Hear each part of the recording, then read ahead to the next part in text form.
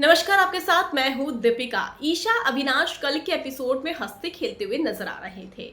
दोनों हंसी मजाक कर रहे थे और ईशा बहुत ही ब्यूटीफुल लग रही थी कल जो उन्होंने ब्लू कलर का सूट पहना था। लेकिन जब ईशा और अविनाश बातें कर रहे थे, एक दूसरे से मीठी मीठी छेड़छाड़ कर रहे थे, उसी दौरान बगल में एलिस बैठी थी और एलिस का मुंह बुरी तरीके से उतरा हुआ था। हालांकि रीजन क्या है ये मालूम नहीं है, क्योंकि अगली फुटेज में वो हंसते हुए भी नजर आ रही थी। तो क्या ईशा अविनाश को साथ में देखकर एलिस जेलस फील होती है? क्या इन तीनों की तिकड़ी अंदर ही अंदर टूटने वाली है?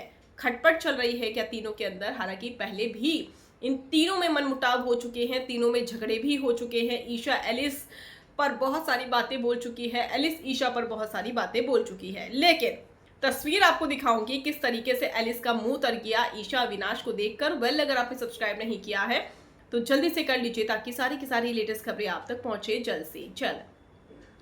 एलिस और अविनाश दोस्त हैं। अविनाश ईशा को प्रपोज कर चुके हैं। ईशा के साथ सोफे पर बैठकर वो मीठी मीठी बातें कर रहे थे, खुश थे, हंस रहे थे। लेकिन एलिस का मुंह उतरा हुआ था। आई डोंट नो एलिस को क्या हुआ था। शायद वो किसी डीप थॉट में चली गई थी या फिर कुछ और रीजंस थे।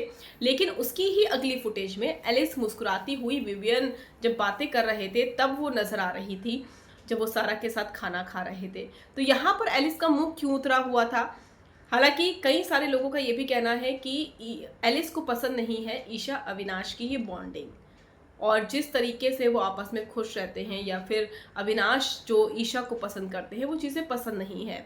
हालांकि कहना थोड़ा जल्दबाजी होगा, क्योंकि एलिस की ओर से ऐसा कुछ भी दिखाया नहीं गया है।